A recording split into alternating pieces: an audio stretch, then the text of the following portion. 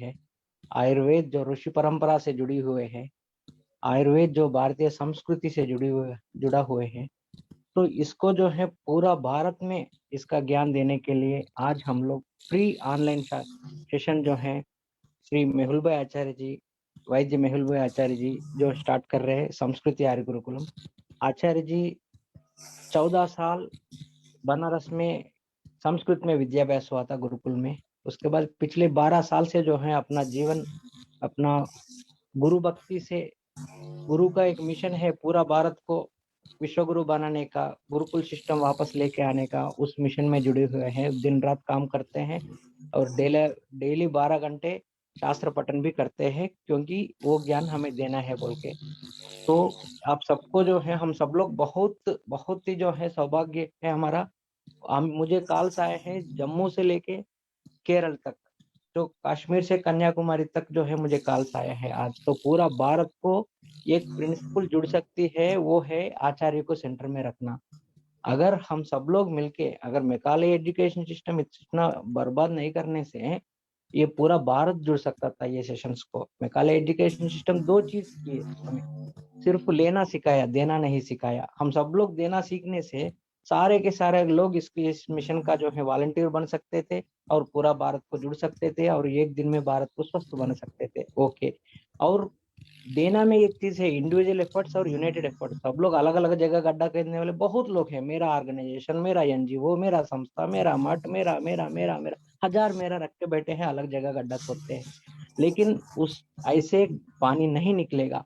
सब लोग मिलके अपना ब्रांड नेम का छोड़ के अटैचमेंट मिशन को जुड़ने से पूरा भारत को स्वस्थ बनाना एक दिन का काम है। मैं आपसे जो है प्रणाम करके, चरणों को प्रणाम करके रिक्वेस्ट कर रहा हूँ। अभी छोटे छोटे बच्चों को कैंसर आ रहा है, पूरा भारत जो है अस्वस्थ भारत है, पूरा भारत जहर खा रहा है।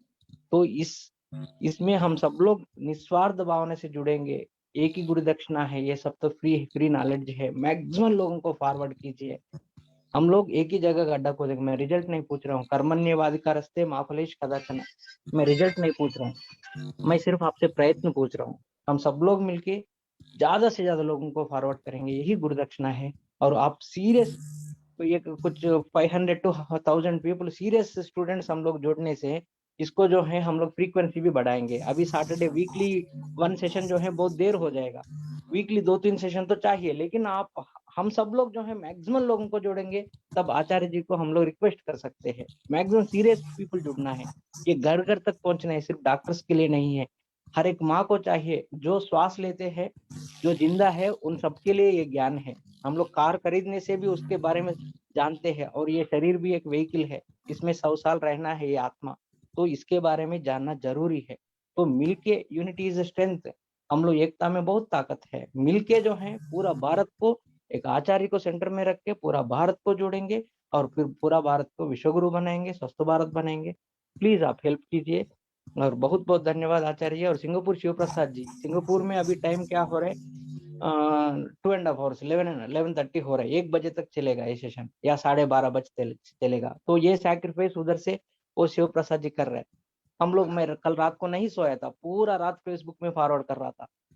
क्योंकि भारत को स्वस्थ बनाना है। तो हम लोग तैयार है दिन रात काम करने के लिए। आपका 10 मिनट दीजिए, मैक्सिमम स्प्रेड कीजिए, कम से कम व्हाट्सएप स्टेटस रखिए। आइए मिलके हम लोग जो है एक ही जगह गड्ढा खोदेंगे और भारत को विश्वगुरु बनाएंगे। थैंक यू आचार्य जी, आप शुरू कर सकते हैं। मेरा वीडियो दिखाई दे रहा है ना सबको? परफेक्ट आचार्य। ठीक। नहीं दिखाई दे रहा है तो कोई अपना सेट करे, क्योंकि यहाँ से हमारी 3 स्क्रीन लगी हुई है, सब में वीडियो आ रहा है। ठीक है, तो मैं अभी शुरू करता हूँ। आज ऐसे पहले ही बताया, ऐतिहासिक दिन है, क्योंकि जो सो कॉल्ड आजादी जिसको हम कहते थे, वो आज ही के दिन रात को 12 बजे मिली थी, 14 अगस्त को, जिसको हम 15 अगस्त कल मनाएंगे। तो ये एक झूठा ही सही लेकिन बदलाव आया था। तो अभी हम सच्चे बदलाव की ओर आज से फिर जाएंगे और गुरुकुल शिक्षा को समझेंगे। और आयुर्वेद, मैं धीरे धीरे आपको समझाता जाऊंगा कि आयुर्वेद के विषय पर हम आगे बढ़ेंगे। हम प्रामाणिक रूप से आयुर्वेद का अध्ययन करेंगे। जो परंपरागत अध्ययन है उसका एक विशेष तरीका है और वो आप पहचान सकते हैं कि ये दोनों में क्या अंतर है। आयुर्वेद पढ़ने का जो कॉलेज में चल रहा है और जो गुरुकुल में पठन पाठन के हिसाब से चलता था, वो दोनों में बहुत फर्क है। आज का मैं सेशन भगवान धन्वंतरी को याद करके शुरू करता हूँ। धन्वंतरि समारंभां जीवकाचार्य मध्यमाम् अस्मदाचार्य पर्यन्तां वंदे गुरु परंपराम्।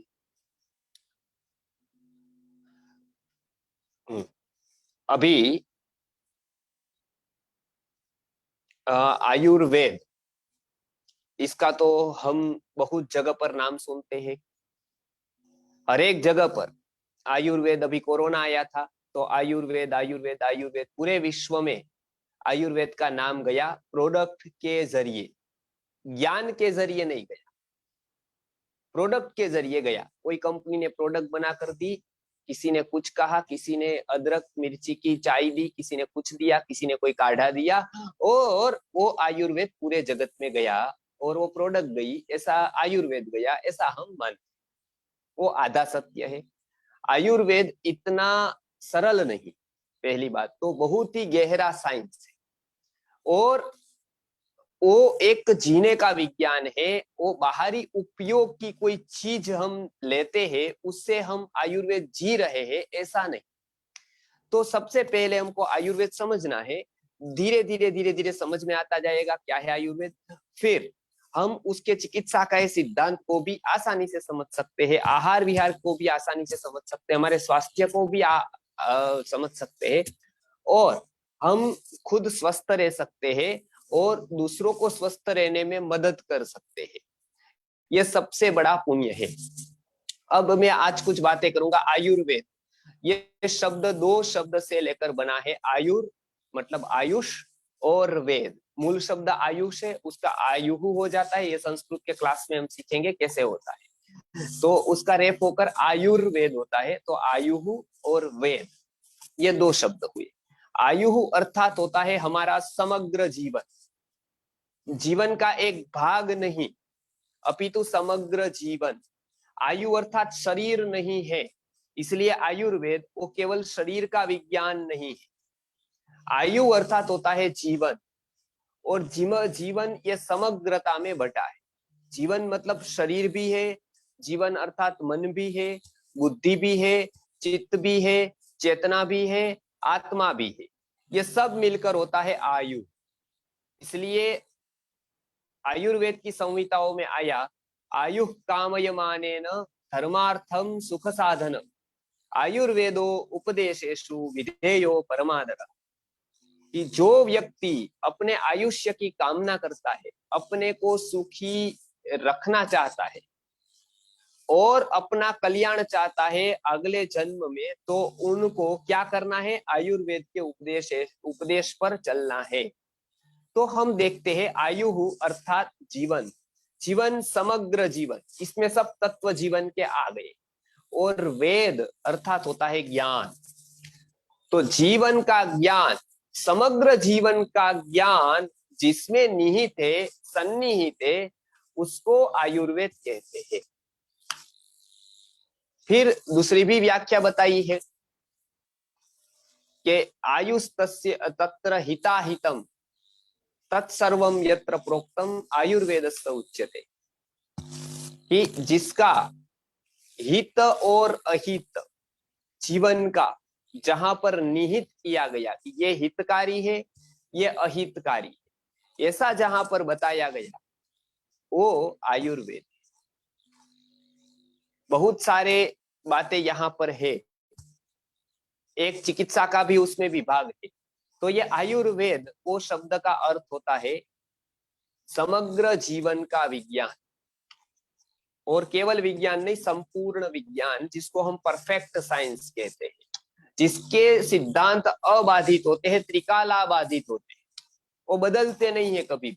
जैसे पृथ्वी वही रही, जल वही रहा, पहले भी प्यास जल बुझाता था, आज भी जल ही प्यास बुझाता है। पहले ही हम अन्न खाते थे, आज भी वही हमारी भूख का शमन करता है। पहले भी आम मीठा था और पित्त का शमन करता था, आज भी वो वही कर रहा है। पहले भी फल फलादि ऐसे ही थोड़े बहुत फल फलादि में बदलाव आया, लेकिन प्रायः करके सभी फल फलादि वैसे ही गुण वाले हैं जो पहले थे। पहले हरड़ पेट साफ करती थी, आज वो कर रही है। तो हर एक औषध के जो गुण है और जो आयुर्वेद ने बताया है वो त्रिकालावादी थे, अर्थात कोई एक काल के लिए नहीं है, त्रिकालावादी थे। तो आयुर्वेद का अर्थ हमने किया समग्र जीवन का विज्ञान, जीवन के समग्रता को परिचय देने वाला जो विज्ञान है उसको आयुर्वेद बताया गया। अब आगे देखते हैं कि ये आयुर्वेद, ऋषि मुनियों ने ये परंपरा कहां से शुरू हुई, तो अलग अलग संहिताओं में अलग अलग जगह पर इसकी परंपरा का वर्णन है। आयुर्वेद में कोई भी व्यक्ति ये कह रहा है कि ये मैंने किया, मैंने बताया, मैंने पढ़ाया, मैंने रिसर्च किया, तो वो उसमें एक प्रकार की अप्रामाणिकता मानी जाती है, क्योंकि व्यक्ति का नॉलेज, व्यक्ति की दृष्टि मर्यादित होती है, उसके पीछे किसी का बैक चाहिए। जैसे हम नई नई दुकान वाले पर विश्वास नहीं करते, उसको उधारी नहीं देते, क्योंकि कब उठ जाए क्या पता। लेकिन जो 50 साल पुरानी, 60 साल पुरानी पेढ़ी होती है, कंपनी होती है, उस पर विश्वास करते हैं, उसके शेयर लेते हैं, उसमें हम इन्वेस्ट करते हैं। क्यों? क्योंकि हमको पता है बहुत पुरानी है तो बहुत टिकेगी, कम पुरानी है कम टिकेगी, और अभी आई है पता नहीं कब उठे। तो ये भारत ने ये साइंस बताया कि बहुत पुरानी परंपरा है, बहुत टिकने वाली, मध्यम अभी आई है अभी जाने वाली, और अभी ही हुई है रिसेंटली, तो क्या होगा पता है। तो इसलिए हरेक ग्रंथों में आप हरेक ग्रंथ देखेंगे तो उसमें एक परंपरा मिलती है। वो परंपरा में बताते हैं कि इसका स्टार्ट कब है, ये कहां से शुरू हुई। गीता में भी आपने देखे तो कृष्ण ने ये नहीं बताया कि मैंने ये रिसर्च कर दिया। हाँ, गीता से पीएचडी करने वाले ऐसा अवश्य बताते हैं कि मैंने ये ढूंढ लिया है और मैंने अपना ये रिसर्च पूरा का पूरा मैंने अपना रिसर्च किया है। तो ये वो क्या कहते हैं कि ये अनादि परंपरा से आया है। इमं विवस्वते योगम प्रोक्तवान अहम अव्ययम विवस्वान मनवे प्राह मनुरीक्ष्वाकवे ब्रवीत एवं परंपरा प्राप्तम इमं राजर्षयो विदुः। ये भगवान कृष्ण ने गीता में बताया। ऐसे चरक ने चरक संहिता में, सुश्रुत संहिता में बताया कि ये परंपरा जो है वो ब्रह्मा से शुरू। उसके बाद आते आते आते अश्विनी कुमार आए, दक्ष प्रजापति आए, अश्विनी कुमार आए। उसके बाद जो लौकिक परंपराएं ऋषि मुनियों की चली, तो ये ऋषि मुनियों की परंपरा की हम आज बात करने वाले हैं। एक अलौकिक परंपरा जो देवों की परंपरा है, वो एक अलौकिक कहा जाता है उसको, मतलब इस लोक के बाहर की है। और ये एक परंपरा है जो इस लोक से शुरू हुई, तो उसकी बात में चरक आते हैं, सुश्रुत आते हैं और सारे ऋषि मुनि आते हैं। फिर बहुत सारे हैं, जतुकर्ण है, बेल है, पराशर है, तो अग्निवेश है, आत्रेय है। वो क्या क्या किस किस का फील्ड है वो हम अवश्य ही बात करेंगे। इसके लिए संहिताओं में अलग अलग वर्णन किया है। तो आपको ये पता चल गया आयुर्वेद की शुरुआत ब्रह्मा से हुई, अर्थात सृष्टि के आदि में हुई। ब्रह्मा अर्थात एक ऐसा माना जाता है कि वो सृष्टि में आदि में, तो जब जितनी पुरानी सृष्टि उतना पुराना आयुर्वेद, जितनी पुरानी सृष्टि है उतना ही पुराना आयुर्वेद है। अर्थात वो बहुत ही विश्वस्त है, विश्वास करने लायक है। जैसे पुरानी कंपनी विश्वास लायक होती है क्योंकि उसका बहुत ही जड़ जमी होती है, उसी तरह से आयुर्वेद ने अनेक अनेक अनेक प्रयोग करके, अनेक बार एक्सपेरिमेंट करके एक एक चीज को परखा है, एक एक को समझा है, उसके उपयोग को समझा है, उसके आहार को समझा है, उसके लाभ को समझा है, उसकी हानि को भी समझा है। ये पूरा का पूरा एक जीवन दर्शन आयुर्वेद ने दिया। और वो तब दिया जब यूरोप कंट्रीज में कपड़े नहीं, कपड़े सीने की कला नहीं थी, तब भारत में पेट को सीने का आता था, उदर की सर्जरी होती थी, माथे की सर्जरी होती थी, गले की सर्जरी की जाती थी, नाक की सर्जरी राइनोप्लास्टी की जाती थी, हाथ पैर की चमड़ी कहाँ से ली जाए उसका पूरा का पूरा विज्ञान दिया जाता। तो आप एक समझे, आयुर्वेद अर्थात जीवन का विज्ञान। लिखते जाइए आप आगे। आयुर्वेद की परंपरा ब्रह्मा से शुरू हुई, उसके बाद में लिखाऊंगा आपको अगली बार कि कैसे कैसे कैसे कैसे आगे बढ़ी। तो एक होती है परंपरा, वो एक रीति होती है कि आयुर्वेद, किसी भी ग्रंथकार को ये बताना पड़ता है कि ये मेरा नहीं है, ये बहुत पहले से ये विज्ञान आता रहा है और मैं केवल निमित्त बनकर उसको आगे ले जा रहा हूँ। इसको एक प्रकार की इंटेलेक्चुअल मोडेस्टी, बौद्धिक नम्रता कहते हैं कि एक कृतज्ञता का भाव है, गुरु से मुझे मिला है, आज वो चला गया है लोगों में से। तो लेकिन ये आयुर्वेद की एक प्रामाणिकता है, जिसका मिला है उसको, उससे याद करे, उसकी बात रखे, उसका नाम ले। तो ये एक बात बताई, ये लौकिक अलौकिक परंपरा। अब उसमें सबसे पुराने से पुराना जो ग्रंथ अभी मिल रहा है थोड़ा बहुत व्यवस्थित रूप से, उसका नाम है काश्यप संहिता, जो बहुत प्रसिद्ध नहीं है। उसके ऊपर गुरुवर्य ने, हमारे पूज्य गुरुवर्य विश्वनाथ गुरुजी ने उसके ऊपर बहुत कार्य किया है, और जो अभी के जहां जहां पर पाठ नहीं मिल रहे हैं वो भी संशोधित करके हमने हमारे पास रखे हैं। हम भी काश्यप संहिता छपवाएंगे तो जो मिल रही है उससे कहीं बड़ी हम छपवाएंगे। तो इसके लिए गुरुजी ने बहुत प्रयत्न किया, क्योंकि वो पूरी की पूरी जल गई थी। मैं कभी उसका इतिहास बताऊंगा कि वो कितनी प्रत्यय भारत में थी और कहां कहां पर आग लगी। और ये आप यदि जानोगे भारत का इतिहास तो आपको आग लग जाएगी अंदर कि ये कितने बड़े देश में, कितने मेहनतू व्यक्ति के देश में मैं रह रहा हूँ, और मेरी ये स्थिति है, मैं नाम तक नहीं जानता हूँ संहिताओं के, मैं कोई बात भी उसकी नहीं जानता हूँ। तो मैं कभी उसकी बात बताऊंगा कि क्या क्या उसका महत्व है। सबसे प्राचीन जो संहिता है वो काश्यप संहिता है, लेकिन दुर्भाग्य है वो पूर्ण रूप से नहीं मिल रही, इसीलिए उसका जिक्र बहुत ही कम होता है, क्योंकि वो पूर्ण ग्रंथ नहीं माना जाता है। बीच बीच में श्लोक जल गए हैं, क्योंकि वो जला दी गई। जब नालंदा यूनिवर्सिटी को जलाया तब सबसे ज्यादा काश्यप संहिता उस यूनिवर्सिटी में थी, और वहां से जलती जलती बाद में बहुत जगह पर से वो लुप्त हो गई। बाद में नेपाल से एक प्रति मिली और हेमराज शर्मा जी ने उसका पुनः पुनरुद्धार किया। गुरुवर्य ने भी उसमें सहायता की और बहुत सारे पाठ वाराणसी की अलग अलग लाइब्रेरी से निकालकर, प्रतों को निकालकर नेपाल भेजा, नेपाल की प्रतों को यहाँ लाया, दोनों को कॉम्बिनेशन करके ये एक काश्यप संहिता बनी। वो आयुर्वेद की उपलब्ध संहिताओं में, जो उपलब्ध संहिता है उसमें सबसे प्राचीन संहिता काश्यप संहिता है। अब हम चलते हैं आगे। उसके बाद चरक संहिता मिलती है, जो अग्निवेश का जो तंत्र था उसका प्रतिसंस्कार चरक मुनि ने किया है। इसलिए ऐसा बताया जाता है, अग्निवेशे कृते तंत्रे चरक प्रतिसंस्कृते। अग्निवेश का तंत्र था, उसके ऊपर चरक मुनि ने प्रतिसंस्कार किया। अब चरक मुनि बहुत ही प्रसिद्ध आयुर्वेद के ऋषि है, तो चरक बनकर आयुर्वेद लिखा, पतंजलि बनकर योग सूत्र लिखा, और पतंजलि बनकर ही आगे पाणिनि व्याकरण के ऊपर उनका महाभाष्य लिखा। तो चरक एक बहुत बड़ी, एक क्रांतिकारी संस्था है, व्यक्ति। तो ये चरक संहिता आज मिल रही है, उसके विभाग को भी हम जानेंगे। लेकिन चरक संहिता बहुत ही अध्ययन करने जैसा ग्रंथ है। चरक संहिता बहुत ही अद्भुत पढ़ने जैसा ग्रंथ है, क्योंकि वो पहला है मेडिकल साइंस का, सबसे पहला ग्रंथ चिकित्सा शास्त्र का है। इसलिए फादर ऑफ इंडियन मेडिसिन चरक को कहा जाता है, फादर ऑफ इंडियन मेडिसिन। और फादर ऑफ सर्जरी इसको सुश्रुत को कहा जाता है। तो मेडिसिन का जो ग्रंथ है, विभागीकरण पहले दवाइयों का किया, औषधियों का किया, चिकित्सा का किया, तो ये चरक ने किया।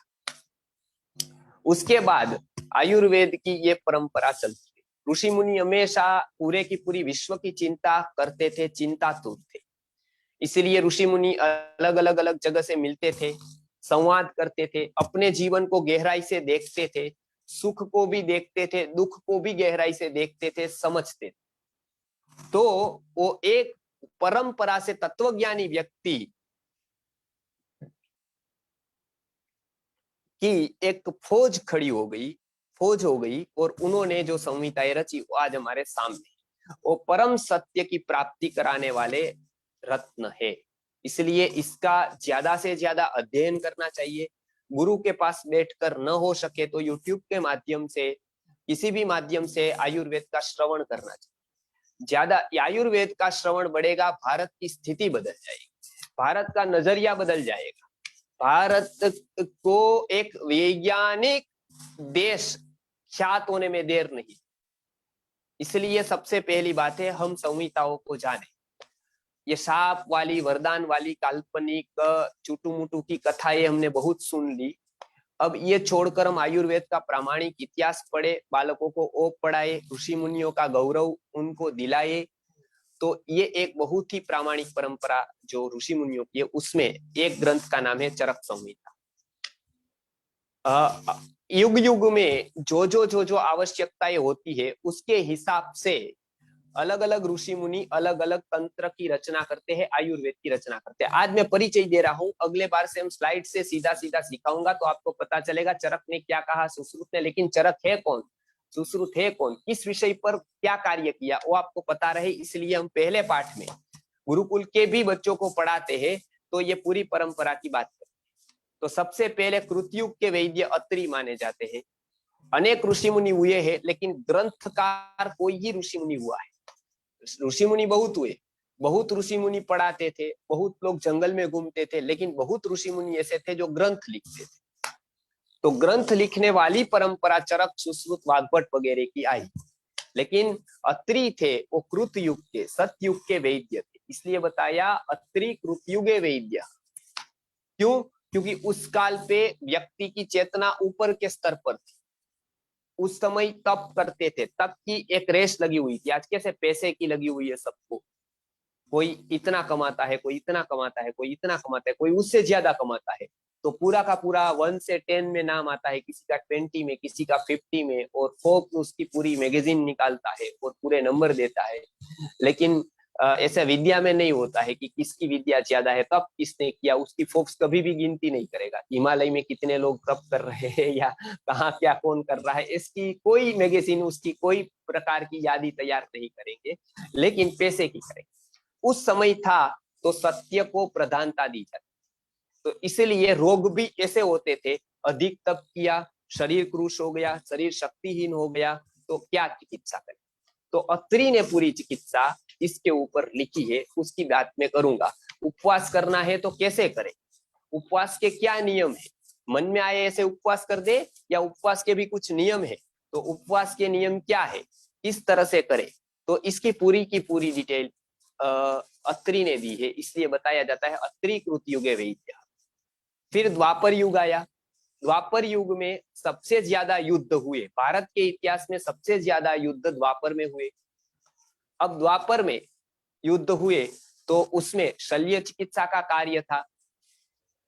तो शल्य चिकित्सा के सर्जरी का काम था, क्योंकि कुछ लग गया, कुछ अंदर तीर चला गया। मैंने आज ऐसे आदिवासी के गांव देखे हैं, हमारे मनसुख भाई सुवागिया करके एक है यहाँ पर, मैं बुलाऊंगा उनको जल्दी एक बार हमारे लेक्चर के लिए, कृषि का। तो वो गाँव में जाते हैं, गाँव में काम करते हैं। तो वहां पर आज भी आदिवासी के ऐसे गाँव है जो एक तीर मारते हैं, भिलावा नामक एक वनस्पति आती है, उसका तीर लगाने से वो तीर यदि चला जाएगा आपके अंदर तो तुरंत मृत्यु हो जाती है। केवल तीर, जीरो टेक्नोलॉजी, कोई बंदूक नहीं, कोई लाइसेंस नहीं, कुछ नहीं, एक तीर है, वो केवल भिलावे के रस से जबोड़ डुबो देते हैं, और इतना एक डोरी वाला तीर होता है, दूर से वो तीर मार देते हैं। तीर मारने के बाद वो व्यक्ति को लग गई यदि यहाँ यहाँ यहाँ चेस्ट में, 10 मिनट में वो व्यक्ति मर जाएगा। तो आज भी आदिवासी के गांवों में ये तीर चल रहा है, जहरी तीर आज मारते हैं। तो सुश्रुत के समय पर युद्ध होता था, तो इस तरह के अस्त्र शस्त्र से घात होते थे, तो इसलिए सर्जरी की जरूरत पड़ती थी। सर्जरी के लिए लिखा हुआ ग्रंथ, क्योंकि युद्ध के समय पर सर्जरी की जरूरत थी, इसलिए सुश्रुत ने पूरा का पूरा सर्जरी के बारे में अप टू एंड माहिती वहां पर लिख, इसलिए इंसाइक्लोपीडिया में भी आप पढ़ेंगे तो सुश्रुत है वो father of surgery, Indian surgery, father of surgery. जगत में पहली बार सर्जरी की जाती है, किसी अंग को खोला भी जा सकता है और वापस वो ऐसा ही पैक हो सकता है, ऐसी कल्पना किसी ने दी तो वो सुश्रुत ने दी। सुश्रुत नहीं होते तो आज के लगभग 70-80% ऑपरेशन हो ही नहीं सकते थे, क्योंकि उसकी नींव रखने वाले सुश्रुत थे। किस जगह से चमड़ी निकालनी है वो पहली बार बताने वाले सुश्रुत थे। किस जगह पर ऑपरेशन पे ध्यान रखना है, वहां एक सुई लग जाएगी तो आदमी मर सकता है, वो सुश्रुत ने पहली बार एनेटोमी दी। गुरुकुल ने भारत को क्या दिया? गुरुकुल भिखारी वाला नहीं है, गुरुकुल ने जो खोजें दी है, गुरुकुल के एक एक आचार्य ने जो दुनिया को दिया है, वो आज भी उपकृत है दुनिया उससे। आज भी हर एक भारतीय उसका उपकार, किसी पार्टी ने कुछ गौरव नहीं बढ़ाया है गाड़ी में घूमकर, लेकिन एक लैंप भी नहीं, एक दिए के प्रकाश में केवल 1-2 कपड़े पहनकर, केवल एक समय का भोजन करके उन्होंने जो तपश्चर्या की, 15-15 घंटे पढ़ाने में दिए और पुस्तक ग्रंथ लिखने में दिए, एक एक शरीर को जांचने में दिए, वो उपकार कभी भी भूल नहीं सकते हैं। सुश्रुत ने ऐसे लाखों रोगियों को देखा और उन्होंने पूरे के पूरे एनेटोमी का नॉलेज दिया जगत को पहली बार की। शरीर चलता कैसे है, शरीर पर मर्मस्थान 107 होते हैं, तो आज भी 107 है, तो वही स्थान पर यदि कुछ लग गया तो आदमी मर सकता है। ये पहली बार सुश्रुत ने अब कैसे गिन लिए, ऐसे ऐसी जगह पर मर्मस्थान है जो मगज के एक लेयर पे, 4 लेयर के अंदर एक पॉइंट है, वहां पर मर्मस्थान है। और वो मर्मस्थान कब देख लिया उन्होंने, कैसे देख लिया? जो आज केवल माइंड का जो ब्रेन सर्जन, जिसको हम एमएस कहते हैं, वो डॉक्टर 10-10 साल पढ़ता है तब उसको ये पॉइंट मिलते हैं, तब उस पर कार्य कर सकता है वो। और वो जो वहां कर सकता है वो पैर में नहीं कर सकता है, फिर पैर पे कर सकता है, पेट में नहीं कर सकता है, पेट पे कर सकता है, वो अस्थि का, हड्डियों का नहीं कर सकता है, उसका अलग होता है, उसका अलग होता है। सुश्रुत ने एक ही जीवन में ये पूरी की पूरी सर्जरी, माथे से, बालों से लेकर पैर के तलवे तक की जितनी सर्जरियां होती है वो सब सर्जरी की। ऐसा एक भी डॉक्टर दुनिया में नहीं है जिसने ये सारी सर्जरी की। आई सर्जन अलग होता है, हड्डियों को जोड़ने वाला आई को नहीं कर सकता है, उसको आई में कुछ पता है, उसको कुछ पता नहीं चलता है आई में।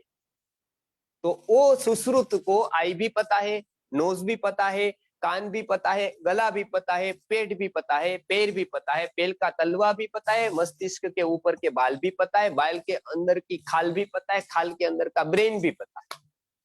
ये सब कुछ एक जीवन पे कर पाना, मतलब ये आप सोचिए कभी कितना कठिन होगा। ये आसान बात नहीं है। सुश्रुत ने वो सर्जरी का पूरा विज्ञान सुश्रुत संहिता नामक ग्रंथ में लिखा। केवल कर पाना और उसको फिर लिख देना बहुत कठिन बात होती है, उसको फिर पढ़ा देना तो कितना कठिन बात है, लेकिन ये हुआ। सर्जरी की खोज भारत ने की और वो सक्सेसफुल हुई, इसलिए युद्ध में ज्यादातर सैनिक बच जाते थे सुश्रुत की सर्जरी के कारण। बहुत सारी सर्जरी की मैं कथा आपको कहूंगा कि कितनी कितनी सर्जरी कितनी कितनी जगह पर हुई है, उसका श्रेय सुश्रुत को जाता है। तो चरक हुए पहले, उसके बाद हुए सुश्रुत। चरक ने मेडिसिन पर काम किया, औषधियों पर काम किया, सर्जरी पर कम काम किया, लेकिन सुश्रुत ने मुख्यतः से सर्जरी पर काम किया। और उन्होंने जो ग्रंथ लिखा उसका नाम है सुश्रुत संहिता। तो सुश्रुतो द्वापरे स्मृतः। द्वापर युग में वैद्य कौन है? द्वापर युग में किसकी महत्ता है? तो सुश्रुत मुनि की महत्ता है। अब आगे कलो वाग्भट नामा तु गरिमा अत्र प्रदर्श्यते। कलयुग में वाग्भट की गरिमा है। क्यों वाग्भट की गरिमा है? क्योंकि कलयुग में तप करने से रोग नहीं होंगे। किसी को ऐसा सुना कि बहुत तप किया और बीमार हो गया? आपने कभी नहीं सुना होगा। हाँ, बहुत खा लिया और बीमार है, ऐसा बहुत लोग है मेरे ध्यान। मैं पहले ही कहता हूं, अभी ओवरफीड से रोग हो रहे, लोग खा ही रहे, सुबह खाया मन हो गया तो फिर चाय पी ली, फिर नाश्ता किया, फिर खाया, फिर खाया, फिर खाया। हमको लगता है कभी कभी कि ये खाने के लिए ही आया है, इसका कोई प्रयोजन ही नहीं है खाने का। फिर भगवान को धर के खाते हैं और नहीं रह पाते हैं, तो कि चलो और थोड़ी गिल्टी है कि नहीं खाना, तो भगवान को धर के खाते। तो ये खाने के लिए ही आया है, इसलिए खाने का महत्व। तो तप नहीं करते, तप के कारण रोग नहीं हो, तो किसके कारण होंगे? लड़ाई होगी, लेकिन लड़ाई के लिए जो हथियार होंगे वो तो एक ही 47 से मार देगा, सर्जरी की जरूरत नहीं रहेगी, पूरा हो गया, राम राम। AK-47 से कोई किसी को मार देता, उसमें क्या सर्जरी कहाँ करेगी? तो लड़ाई से भी सीधे मर जाएंगे लोग, बराबर, तो उसमें भी जरूरत नहीं रहेगी इतनी। तो किस में आएगी? अब सबसे ज्यादा बीमार क्यों पड़ेंगे पता है? आहार विहार के नियमों को भूलकर यथेष्ट अपने आप लोग जिएंगे पशु की तरह, अपने आप लोग जिएंगे पशु की तरह। कलयुग, त्रेता का आधा भाग द्वापर में जाता है, मतलब उसमें जाता है, आधा भाग इस तरफ आता है। तो ओ ऋषि मुख्य 3, त्रेता युग, मध्य युग है। तो इसके लिए एक एक एक एक एक्सट्रीम लेवल के वैद्य बताए। तो ये एक्सट्रीम लेवल कलयुग में आएगा। क्या होगा कलयुग में? कि आहार विहार के नियमों को व्यक्ति भूल जाए। कैसा आहार लेना है कोई बात नहीं, जो आए वो खाओ, कैसा विहार करना है कोई बात नहीं। और चिकित्सक भी ऐसा बताएंगे, एलोपैथी डॉक्टर के पास जाए, सर क्या खा सकते हैं? सब खा सकते हैं। बुखार आया क्या खा सकते हैं? वो बोलेंगे सब खा सकते हैं। आप जाओ, फिर गोली के पहले क्या लेना है?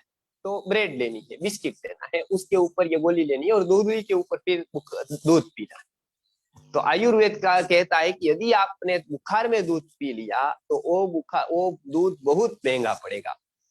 एक ही दूध है, उसके गुण भी बताए, और वही दूध को बुखार में लेने का मना किया। साइंटिस्ट कौन है? डॉक्टर है या ऋषि? तो ये एक साइंस से उसको बताया। तो ये आहार विहार के नियमों को जहां पर बताया वो वाग्भट है। कलो वाग्भट नाम आतु। कलयुग में किसकी प्रतिष्ठा है? वाग्भट की। वाग्भट ने 2 ग्रंथ दिए, अष्टांग। ऐसे तो बहुत ग्रंथ वाग्भट ने लिखे, लेकिन 2 ग्रंथ मुख्य है। उसमें से एक है अष्टांग हृदय और एक है अष्टांग संग्रह। ये 2 देकर वाग्भट ने प्रायः आयुर्वेद का निचोड़ दे दिया। चरक और सुश्रुत का मिलकर जो हुआ अभी के काल में उपयोगी, वो वाग्भट ने पूरा अपनी अष्टांग हृदयम और अष्टांग संग्रह में दिया। लेकिन वो पढ़ने के लिए बहुत सूक्ष्म बुद्धि चाहिए। न्याय के सिद्धांत पक्के यदि आते हो, न्याय की आपको बराबर पकड़ हो, संस्कृत बराबर आता हो, तो वाग्भट समझा जा सकता है। बाकी वाग्भट को जानना समझना बहुत कठिन है। मैं बताऊंगा कभी क्या क्या वाग्भट ने अर्थ किए हैं, और कैसे कैसे उनका कितने क्षेत्र पर उनका ज्ञान था। तो वाग्भट ये कलयुग के ये चिकित्सा क्षेत्र के ऋषि थे। तो 3 संहिताएं हमने देखी। चरक संहिता जो चरक मुनि ने लिखी। अभी मैं सब ऋषियों के बारे में नहीं बताऊंगा, जिन्होंने संहिताएं लिखी है उन्हीं के बारे में बताऊंगा।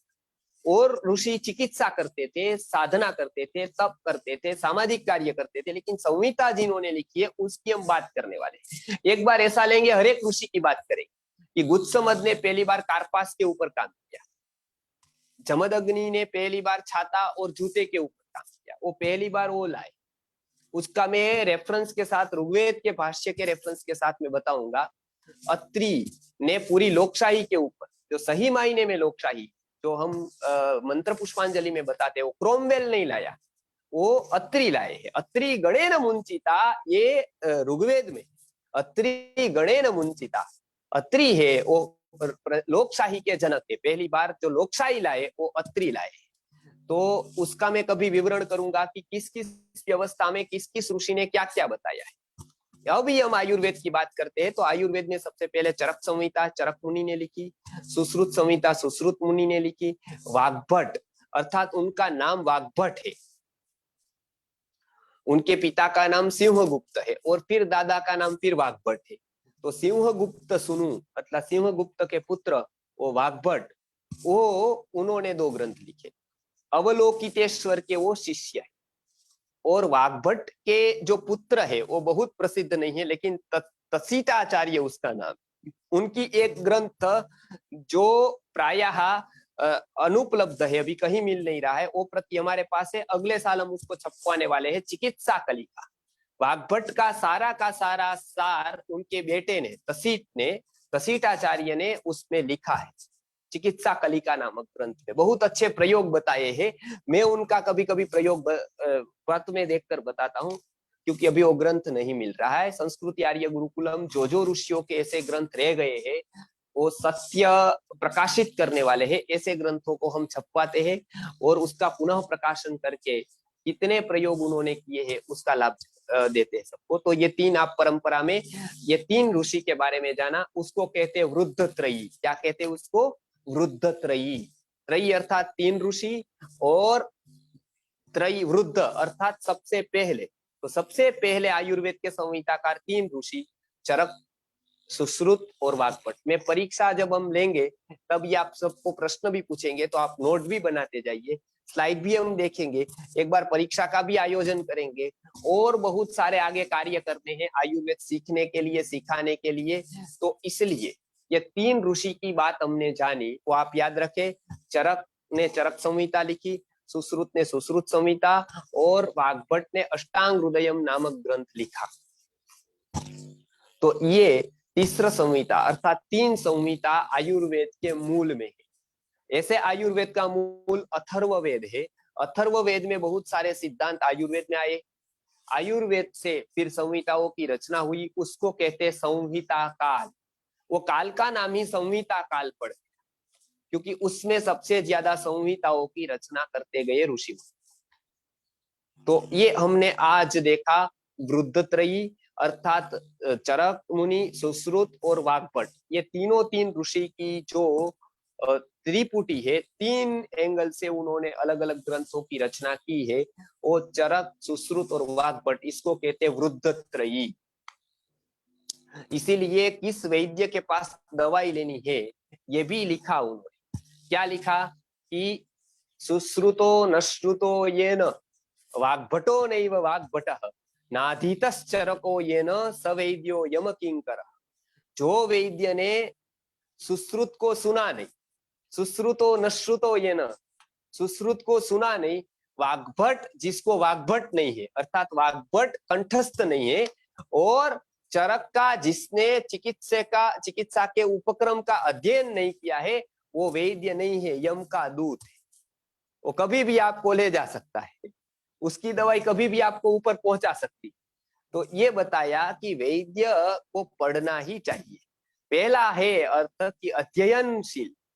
वैद्य कैसा होना चाहिए? अध्ययन करने वाला होना चाहिए।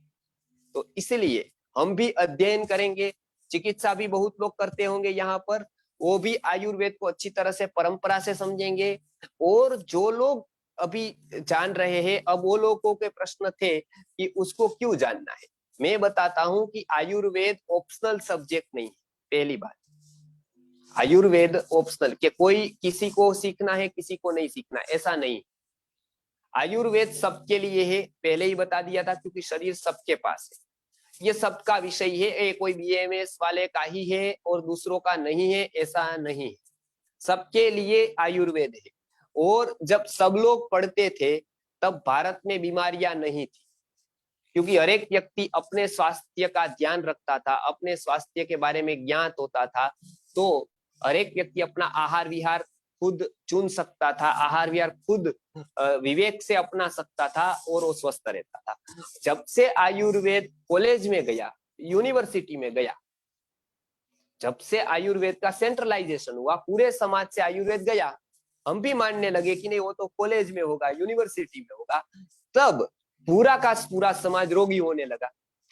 अब रोग को निकालना है समाज में से, डायबिटीज को, ब्लड प्रेशर को, वेरिकोज वेइन को, बहुत सारे रोग ऐसे हैं। ये तो मैं केवल शरीर के बता रहा हूँ, मन से तो हर एक व्यक्ति रोगी है आज। शरीर से 70% है, लेकिन मन से 95% या क्या है 99% रोगी है मन से। तो मन से निकालना है तो क्या करना पड़ेगा? आयुर्वेद को घर घर पे ले जाए। आयुर्वेद कॉलेज यूनिवर्सिटी में ले जाकर घर घर से रोग नहीं निकले। तो घर घर पर यदि रोग निकालना है तो घर घर ले जाने के लिए हमको पढ़ना पड़ेगा। पहली बात, आप जुड़ते हैं, मैं करता हूँ, सिखाने के लिए मैं तैयार हूँ गुरुकुल की परंपरा, लेकिन अपेक्षा आपसे यही रखता हूँ, गंभीरता से आप जुड़िए, आप मेहनत करिए। आयुर्वेद सरल से सरल पद्धति से मैं सिखाऊंगा, और जहां जहां पर भी मैंने मेडिकल कॉलेज में लेक्चर लिए हैं, आयुर्वेद कॉलेज में लेक्चर लिए हैं, कोई भी MD MS डॉक्टर कहीं से भी संहिता ग्रंथ के बारे में मुझे पूछ सकता है। ऐसा नहीं है मैं केवल YouTube के वीडियो देखकर आपको ये बता रहा हूँ, आपको पता ही होगा मैंने अध्ययन किया है और 8-8 साल मैंने संहिता का एक सूत्र रटा है। तो आप मुझे कभी भी, पिछली बार हम कमेंट की थी किसी ने, तो मैंने यही जवाब दिया था कि मैंने गुरुवर्य से और गुरुवर्य ने अपने गुरुवर्य से जो परंपरा से अध्ययन किया है वो संस्कृत आर्य गुरुकुलम में आज भी है। तो औषध का, निर्माण का और चिकित्सा के क्षेत्र का जो कार्य है वो हम पूरे के पूरे साथ करेंगे। कोई अभिमान नहीं है मुझे, लेकिन आप सब भी उतने गंभीर हो जाइए, मुझे आपसे कुछ लेना नहीं है, ये बात आप भूल जाइए कि भाई मुझे आपसे कुछ चाहिए, मुझे किसी से कुछ नहीं चाहिए। ये पहला गुरुकुल का नियम, मुझे किसी को चिट नहीं करना है बस। हाँ, लेकिन आपके पास से मुझे तत्परता चाहिए, आपको सीखने की जो जिज्ञासा है वो आप में दिखनी चाहिए, आलस्य नहीं होना चाहिए। जो गुरुजी मुझसे अपेक्षा रखते थे वो मैं आपसे अपेक्षा रखता हूँ, तो आसानी से मैं आपको आयुर्वेद सिखाऊंगा। ये कहीं पर भी आपको प्रश्न रहे आप मुझे पूछ सकते हैं, और जवाब देना मेरा कर्तव्य होता है, क्योंकि मैं इस गुरुकुल परंपरा का आचार्य हूँ, तो मैं आपको डिस्कार्ड नहीं कर सकता हूँ।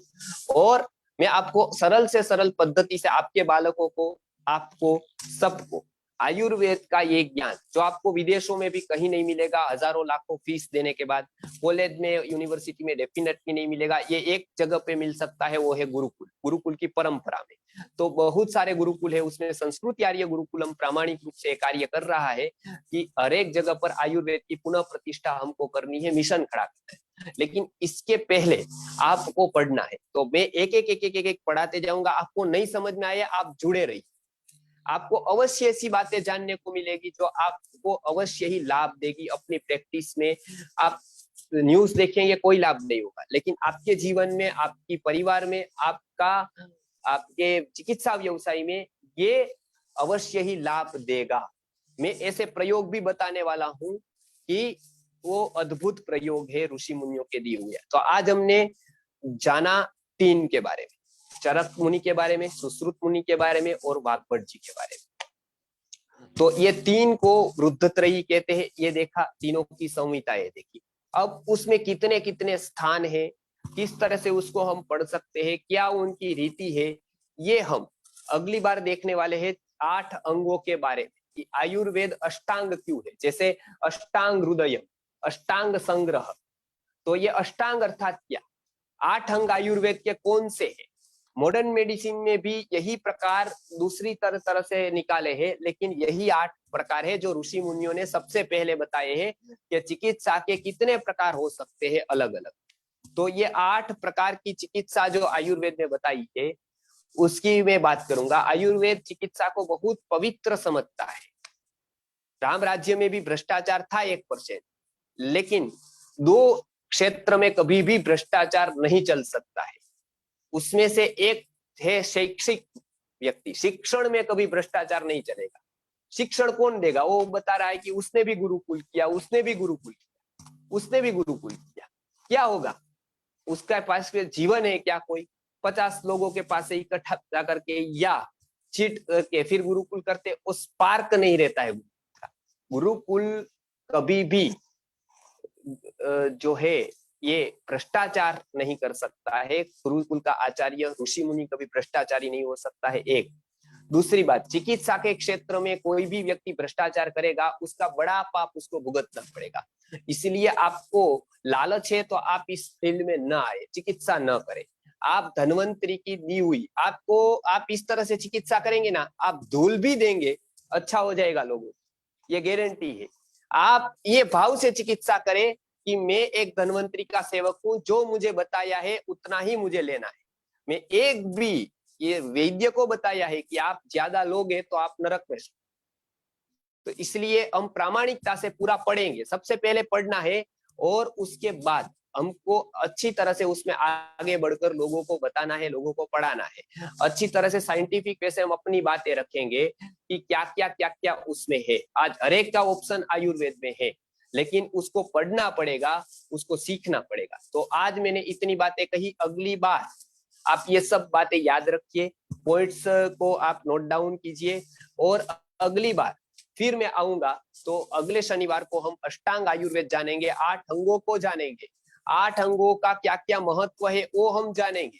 सरल भाषा में मैं पूरी स्लाइड के साथ आपको समझाऊंगा कि इतने अंग है, ये अंगों का ये कार्य है, आयुर्वेद का ये 8 अंगों की पूरी चिकित्सा विभक्त हुई है, तो आप आसानी से उसको समझ पाएंगे। तो ये आयुर्वेद का महत्व है। आयुर्वेद के बारे में आज हमने इतना देखा, भगवान धन्वंतरी को याद किया, उनकी परंपरा में जो जो ऋषि आए हैं, जो संहिताकार है, उनको हमने आज लिया।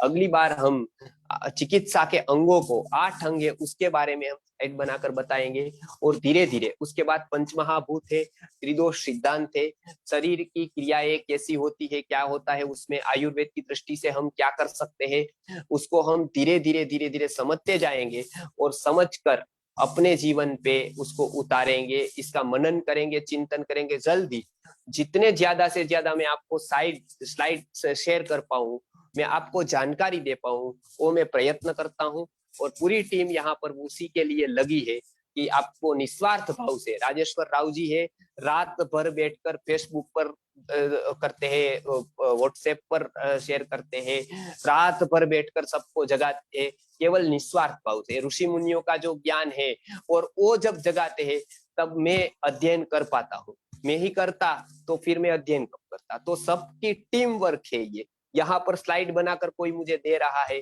यहाँ से कुछ नितिन जी है वो पेपर में पब्लिश कर रहे हैं कलकत्ता से पूरा, पिछली बार दिल्ली से 2-3 लोग हैं वो वहां से मुझे हेल्प कर रहे हैं, यहाँ से बहुत युवा अभी जो बिल्कुल ही ये निस्वार्थ भाव से प्रभावित होकर अपना अपना समय देकर लिख रहे हैं। मेरी जो मैं बोलता हूँ वो लिख लेते हैं, वो लिख कर मुझे कुणाल भाई जी जैसे पूरा का पूरा सेट करके मुझे दे रहे हैं। तो पूरा का पूरा हम लोग जो निस्वार्थ भाव से ये जुड़े हैं, तो ये गुरुजी ने बताया है कि सच्चे प्रेम का तो सारे जहां पे असर होगा, नहीं हुआ तो मानना तेरे प्यार में ही कोई कसूर होगा। यदि आपका असर नहीं पड़ता है सामने वाले पर, तो मानना कि हम में ही कहीं कसूर है। बाकी सच्चा जो दिल का प्रेम होगा हमारा, हृदय शुद्ध होगा हमारा, तो अवश्य ही उसका प्रभाव पड़ेगा, हमारे हृदय की भावनाओं का प्रभाव अवश्य पड़ेगा। सब लोग जानते हैं आज हमने पहली बार 500 क्रॉस कर लिया, इसलिए बहुत लोग बताते मुझे कि 500 के ऊपर सब लोगों को फेसबुक में जाना पड़ा, अभी पूरा का पूरा स्लॉट पूरा हो गया है, इसलिए अभी इतना उत्साहजनक ये रहा राजेश्वर राव जी का प्रयत्न, संपूर्ण स्वदेशी का जो प्रयत्न है। अगली बार इससे भी ज्यादा संख्या को हम बढ़ाएंगे, और बाकी की तैयारी मेरे पर है। आप केवल लोगों को जोड़ दीजिए, एक बार 10 मिनट बिठाना आपका काम है, उसके बाद मेरी गारंटी है कि मैं इतनी तैयारी करके आऊंगा, तो वो मेरा काम है, मैं तैयारी करके आऊंगा। आप तैयारी ये करिए कि आप लोगों को जोड़ने के लिए 1-1 घंटा दीजिए, अच्छे से अच्छी भाषा में उसको लिखकर फॉरवर्ड करके। आपके बेटे की शादी है और उत्साह होना जितना फॉरवर्ड करने का, उतना उत्साह आपको होना चाहिए। यहाँ पर फोन करके सबको बोलिए कि आप तैयार रहिए, फोन करके करके बोलिए कि नहीं आपको ये करना ही है। आप इतना प्रयत्न करेंगे तो आयुर्वेद का बहुत ही बड़ा काम हम कर पाएंगे। इसी तरह से संस्कृत का, आयुर्वेद का, क्योंकि गुरुजी ने बताया था कि गुरुकुल शिक्षा को वापस लाएंगे। तो अंग्रेजों ने भले ही हमको मारा, हमको डांट दिया, हमको काट दिया हाथ पे, जो कि कोई हमारे आचार्यों का कोई भी उसमें दोष नहीं था, केवल एक कानून के हिसाब से कर दिया। तो वो हम वापस, अभी हम स्वतंत्र है तो वापस हम पूरी की पूरी हम संस्कृति को लाएंगे। पूरी संस्कृति लानी है तो हर एक अंग पे पर कार्य जरूरी है। संस्कृत पर जरूरी है, कृषि पर जरूरी है, गाय पर जरूरी है, आयुर्वेद पर जरूरी है। तो अनेक अंगों को ले लेंगे। इसके लिए मैं आह्वान करता हूं, राजेश्वर राव जी आह्वान करते हैं कि सब लोग जुड़ जाइए, और अपने जो छोटी छोटी सोच है, अपने मतभेद है, वो छोड़िए, हृदय थोड़ा बड़ा कर दीजिए, अपना माइंड बड़ा कर दीजिए। आयुर्वेद जैसा विज्ञान हमको सीखना है और उसको हमको बचा लेना है, ये सदी के अंत तक। बहुत युवाओं को तैयार कर देना है, बालकों को तैयार कर देना है, नहीं तो हम लोग यूनिटी में नहीं रहेंगे तो फिर से भारत गुलाम हो सकता है, फिर से हमको जंजीरें बन सकती है, फिर से हमको दुख हो सकता है। ये न हो, इसके लिए गुरुकुल व्यवस्था को टिकाना, बहुत आवश्यक है, और वो टिकाने के लिए आचार्य का जिंदा रहना, आचार्य के तैयार होना वो बहुत जरूरी है। इसलिए आचार्य निर्माण का ये भगीरथ कार्य संस्कृत आर्य गुरुकुलम की गुरुजी ने किया है। रात भर जगकर दो रोटी खाकर जीवन भर, तो उसको हम समझे और आयुर्वेद में उनका आशीर्वाद लेकर, ऋषि मुनियों का आशीर्वाद लेकर हम अध्ययन करें। एक नोट बनाई अपनी आयुर्वेद की, जो आपके लिए यादगार होने वाली है ये नोटबुक। तो आप आयुर्वेद का आज शुभारंभ कर रहे हैं, भले ही आप डॉक्टर हो न हो, इसका कोई महत्व नहीं है। आपके पास पढ़ने की जिज्ञासा है यदि, तो आप डॉक्टर से भी बहुत आगे है। आपके पास ये दिल में भावना है, तो कम से कम मेरी दृष्टि में तो आप बहुत ही आगे है MS MD जैसे डॉक्टरों से, क्योंकि वो देश के लिए कितना काम आते पता नहीं, लेकिन आपका लिखा हुआ, आपका पढ़ा हुआ अवश्य ये देश को काम आएगा। इसके लिए आप नोट बनाइए, अगली बार फिर मैं तैयारी करके आऊंगा और आपको पूरा का पूरा अष्टांग आयुर्वेद समझाऊंगा। नमस्कार, जय धन्वंतरी। अब राजेश्वर राव जी कुछ बताएंगे। कल फिर हम 11 बजे संस्कृत के वर्ग में मिलते हैं। संस्कृत का वर्ग का भी इतना प्रचार आप करिए कि संस्कृत का भी वर्ग हम अच्छी तरह से ले पाएंगे। तो संस्कृत के वर्ग के ये मैंने परंपरा बताई, अगली बार से मैं लेने ही वाला हूँ शरीर विज्ञान का, अष्टांग आयुर्वेद का। शरीर विज्ञान तो भी काय चिकित्सा में आएगा, इसलिए वो क्रम से आएगा सब कुछ। आप थोड़ा धैर्य रखें, एक धैर्य है गुण वो विद्यार्थी का है, इसलिए आप थोड़ा धैर्य रखें। संस्कृत का कल का वर्ग है, उसके राजेश्वर जी बात करेंगे, 11 बजे कल है जी। आचार्य जी बहुत बहुत धन्यवाद आचार्य जी, आज जी इतना अमूल्य ज्ञान मिला सबको। ये तो आयुर्वेद का इतना महत्व है। तो ये एक विनती है, एक तो अनाउंसमेंट है, ये ज्ञान जो है फ्रीली और इजीली भी है। हम लोग जो है इसको यूट्यूब में अपलोड करेंगे, कोई ज्ञान को छुपाना नहीं है। ये जो है फ्रीली सबके लिए, आप रिकॉर्डिंग मैक्सिमम लोगों को फॉरवर्ड कीजिए, ये ज्ञान पूरा भारत को पहुंचना है।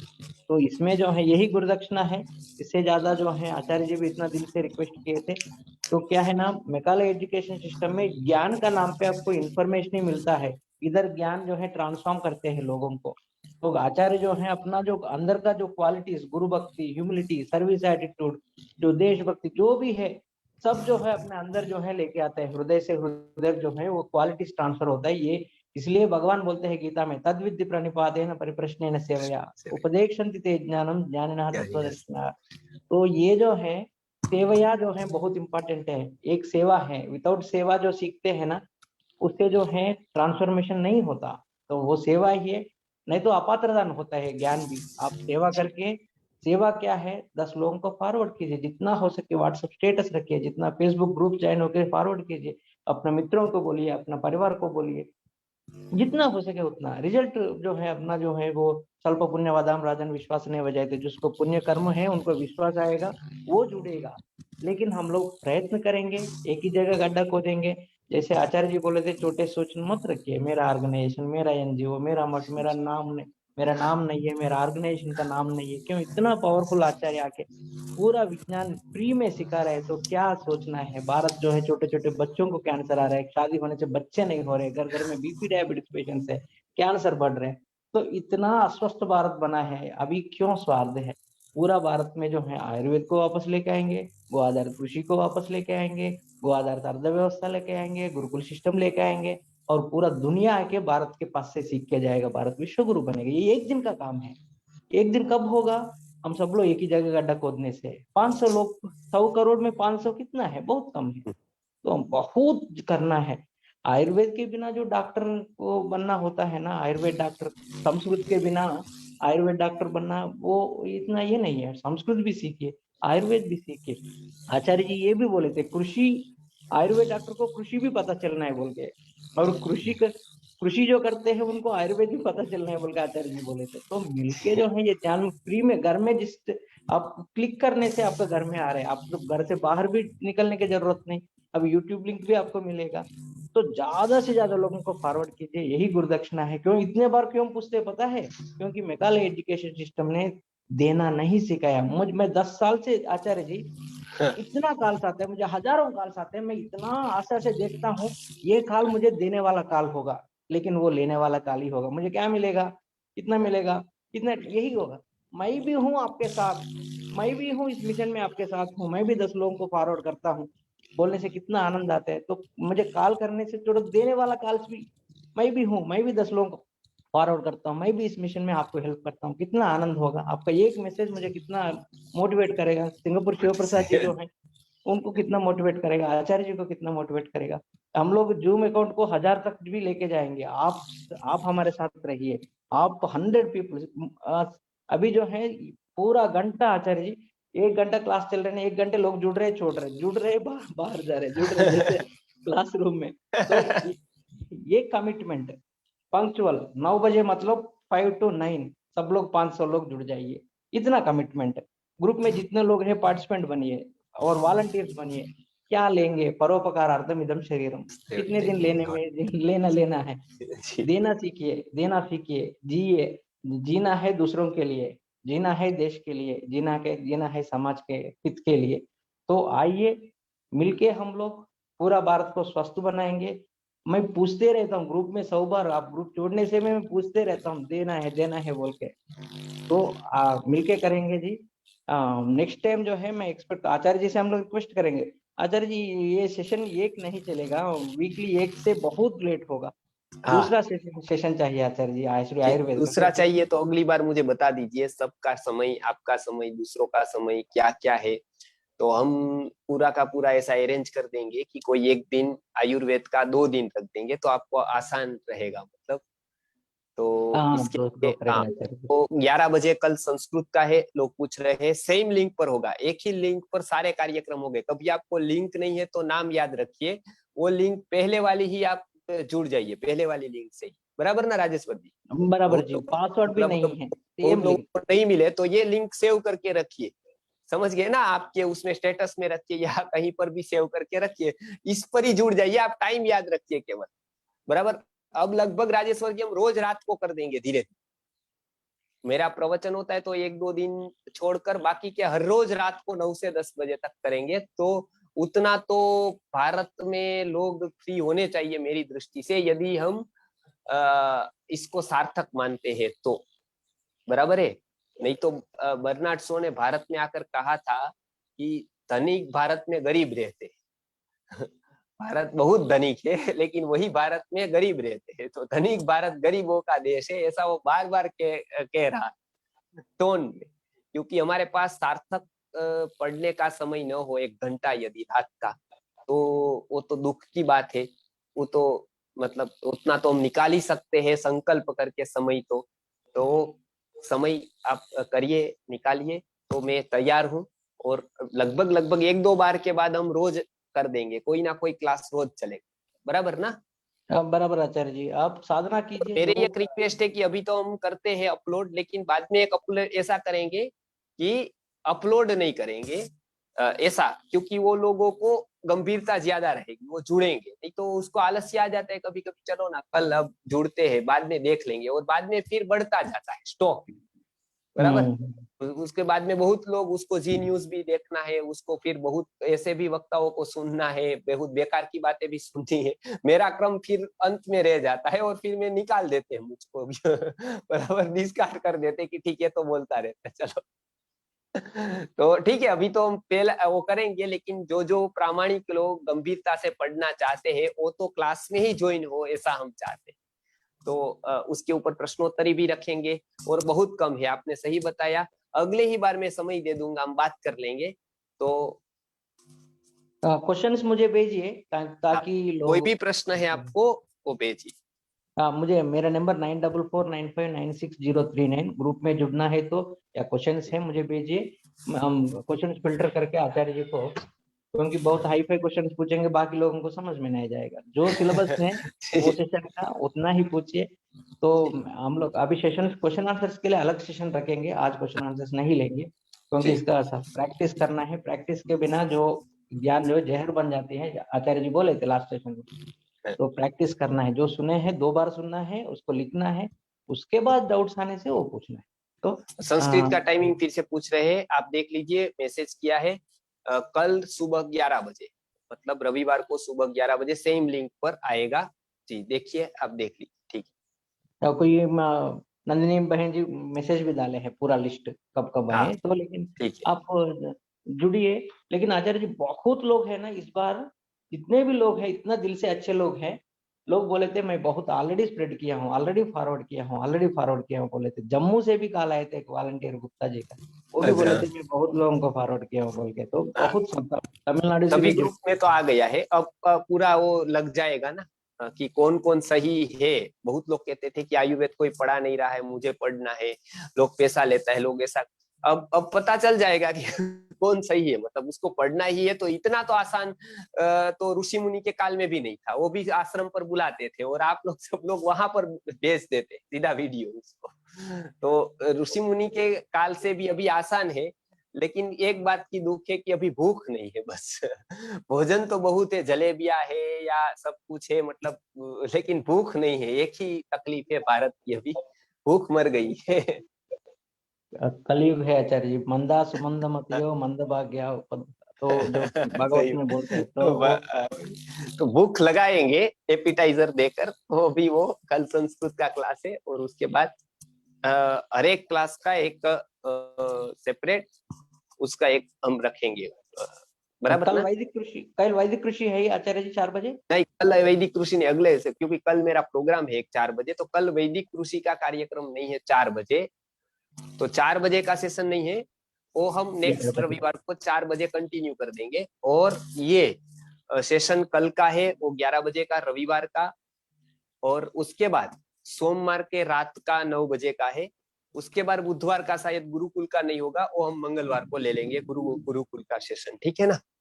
ओके आचार्य जी, आप ठीक एक है। दिन पहले बोलने से मैं हम लोग सब स्प्रेड हाँ करता हूँ, पूरा सब ग्रुप में ठीक जुड़े है। हैं। ठीक। ठीक। बाकी बहुत बहुत धन्यवाद हाँ, आचार्य जी। ये बाकी सब लोगों को ग्रुप में ज्वाइन दीजिए तो फिर वो आसानी से मैसेज भेज सकते हैं। ठीक। ओके, और बाकी सबको धन्यवाद जितने लोग जो सपोर्ट किए हैं आचार्य जी को इस मिशन पे, भारत को फिर विश्व गुरु बनाने के लिए, आप सब लोग स्वस्थ बनाने के लिए जो भी हेल्प कर रहे हैं उन सबको बहुत बहुत धन्यवाद। और ठीक। आगे भी ऐसे करते रहिए। अभी रिकॉर्डिंग भेजूंगा, अभी पूरा भारत को स्प्रेड करना है, ये हमारा हम ठीक। सबका एक गोल है, यही गुरुदक्षिणा है। हाँ, बहुत शिव प्रसाद ठीक। गाరు, थैंक यू शिव प्रसाद गाరు। शिव प्रसाद जी को 12:30 1 बज रहे एक ऑलमोस्ट रात बजे को। ठीक। तो उनका सैक्रिफाइस भी याद रखना है हम सबको। हम सब ठीक। ठीक। इतने लोगों का जो है हम लोग सेवा ले रहे हैं, तो हम थोड़ा देना पड़ता है, तो इसलिए जो ठीक। है हम लोग जो है हेल्प कीजिए प्लीज। बहुत बहुत धन्यवाद आचार्य जी। शिव प्रसाद गाరు, आप सिंगापुर शिव प्रसाद गाరు क्लोज कर सकते हैं।